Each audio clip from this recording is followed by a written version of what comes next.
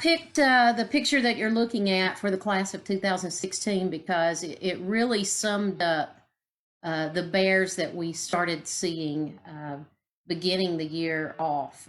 We had the hard mast failure in the fall of 2015, and what that means is the acorn crop, the hickory nuts, primarily the acorns, which are the main staple for bears and other forms of wildlife. They're very dependent upon that in order to fatten up and be able to get through the winter when food is scarce, and it was just almost non-existent.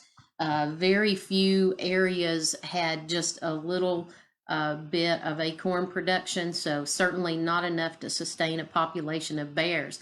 So what we began seeing, as we talked about when we looked at the class of 2015, were the bears that started coming in around October starving, and each one, as they would come in, weighed less than the other and was more malnourished. So you'll see as we begin the year in 2016 that pattern continued. And this picture to me just epitomized that. This is Dr. Sullivan, that at the time treated many of those bears at the University of Tennessee Veterinary Medical Center. This particular bear is bear 248, who was probably the worst victim of the ones who survived. And you can see on Dr. Sullivan's face how sad to look at a yearling. So keep in mind, these bears are now yearlings, and you see that they look about the size of 3-month-old cubs. The first bear that came in on January the 16th, and this was bear number 238, given the name Otis. This was a male yearling that weighed 26 pounds, captured near the Old Smoky Distillery warehouse after a maintenance worker there had observed the bear alone for several days, and the maintenance worker did the right thing. He called TWRA, asked them to come get the bear, and they did. Otis did make a quick recovery and was released in April, weighing 85 pounds. Now, you may look at that and think 26 pounds. Well, there were bears coming in that weighed 7 pounds, 10 pounds, 11. 26 may sound good, but you know, January the 16th, you're just really getting into the heart of hibernation for these bears, and that is not enough to sustain a yearling through hibernation. So what was happening is any weight that these little bears had managed to put on, it just wasn't enough to sustain them through the winter. So that's why they were popping up in residential areas, areas of businesses, areas around people, just in search for food. The next bear came in just a couple of days later on January the 18th. This was bear 239, given the name Snowflake, pretty little female yearling that weighed just 8.5 pounds when she was found at the Webb Overlook in the Great Smoky Mountains National Park. She recovered from severe malnutrition and was ready for release back to the Great Smoky Mountains National Park in April. She weighed 54 pounds when she was released. And many of these pictures that you're going to see were taken by Ken LaValle after the little bears recovered. They were very pitiful, just like the first picture that I showed you when they first came in. But you can see you get some good nutrition and good health in them, and they're just beautiful little bears. The next bear, bear number 240, was admitted on January the 11th. She was captured in Townsend and had a broken femur. She weighed 16.5 pounds. She did have surgery at UT and repaired the broken bone, but just right as soon as she came back to ABR, it ended up breaking again in a different place. And what was going on with her was malnutrition had just taken its toll on her little body, and her bones were just so brittle. And at this point, it could not be repaired, and she was so malnourished and so weak that she could not have recovered from her injuries, nor just the malnutrition to get through another surgery. So she had to be humanely euthanized at the University of Tennessee. Bear number 241, an amazing story here, came in on January the 11th. And he was captured near Mitchell Hollow in Townsend. and the little 20-pound male yearling was injured by a dart during his capture and actually had a significant brain injury as a result of that. There was actually brain matter that was visible from the wound. But proving how resilient bears are, Cedar Bear overcame that injury and was able to return to the Great Smoky Mountains National Park in April, weighing 94.5 pounds. Just an amazing story. Bear number 242, Star, was admitted on January the 18th. This was a female yearling weighing 18 pounds, captured in Blount County, Tennessee. The little bear had a beautiful white blaze that almost looked like a star on her chest. Unfortunately, she died at ABR on February the 3rd from injuries that we assumed she sustained in a fall from a tree. And at that time, we did not have cameras here at the facility. So, you know, if we were observing, we would, you know, you might be lucky enough to see things that we had to rely on just observation and presence down at the enclosures to observe. And so usually we would find these little bears after something had occurred. And we spoke when we were talking about the 2015 bears. It's really likely that because of the malnutrition, they all had some low muscle tone. So that may have played a part in several bears that ended up falling from trees that year. Also, we just took in a lot of bears in that year. So just statistics itself are going to tell you that when you have 56 bears over a season, you're going to have some losses. Bear number 243, Joy, was admitted on January the 19th. She was found on Ella Joy Road in Blount County, Tennessee, not far from our facility. This little yearling weighed only 11 pounds, so you see this pattern of these little bears coming in, weighing less and less and less. She was another victim of malnutrition and starvation. She recovered quickly and was released in the Great Smoky Mountains National Park in April, weighing 50.5 pounds.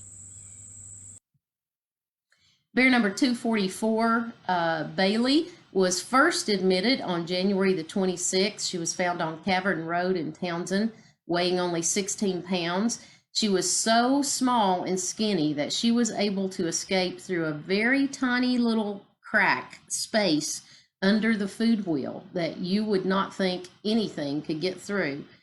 She was recaptured a week later near the Dancing Bear Lodge.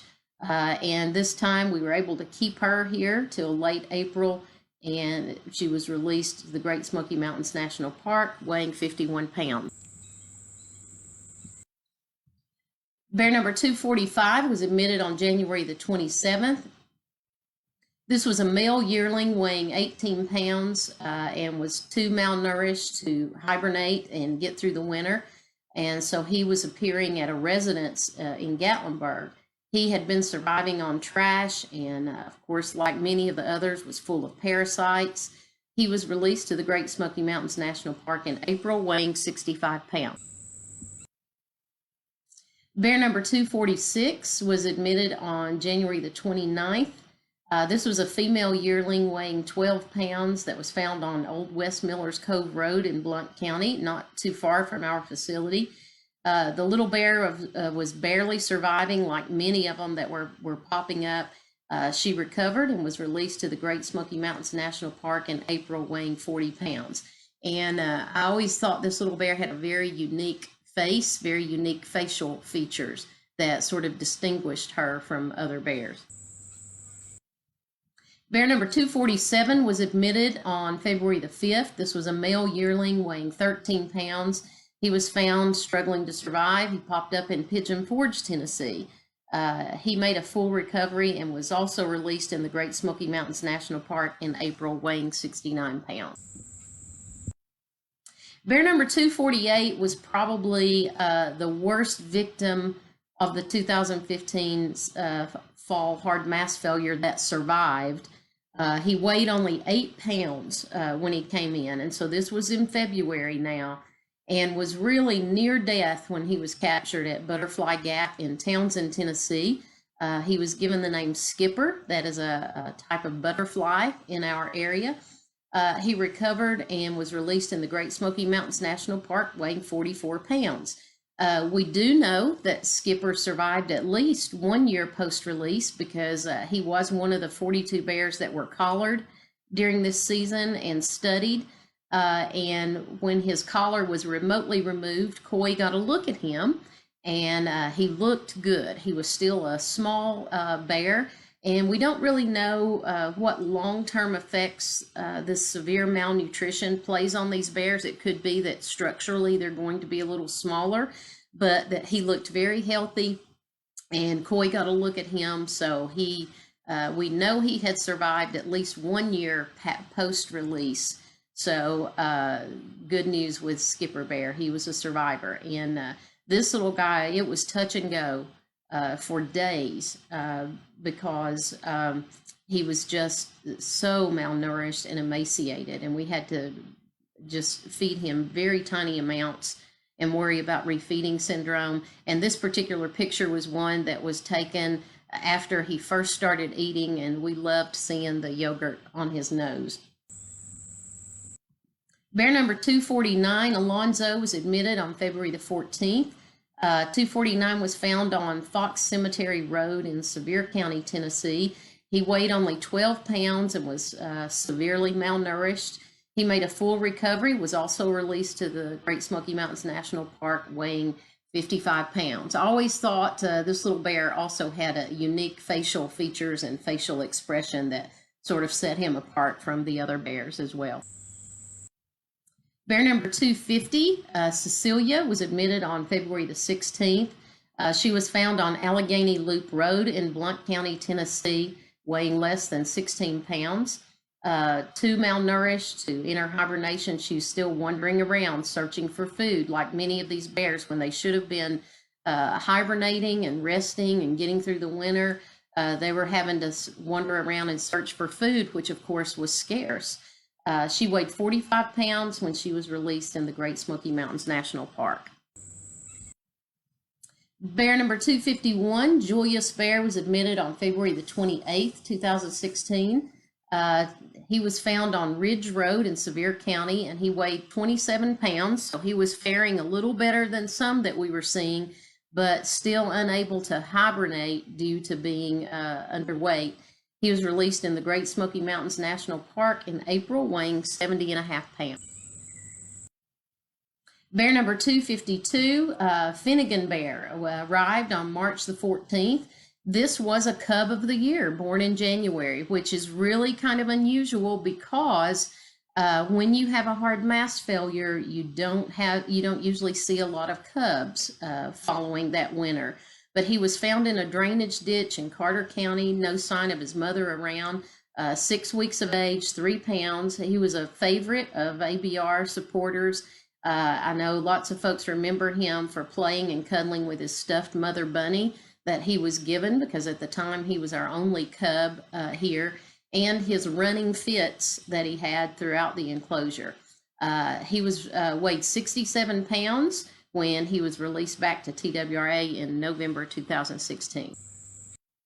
Bear number 253, Wily, was admitted in April the 16th. So here we are in April, and any bears that did manage to get through the winter are now popping up again. We're having a new little crop of bears. He was captured near Calderwood Village in Blount County, Tennessee, weighing 18 pounds. He had been observed struggling to survive for several weeks. Wily was released to the Great Smoky Mountains National Park in June, weighing 50 pounds.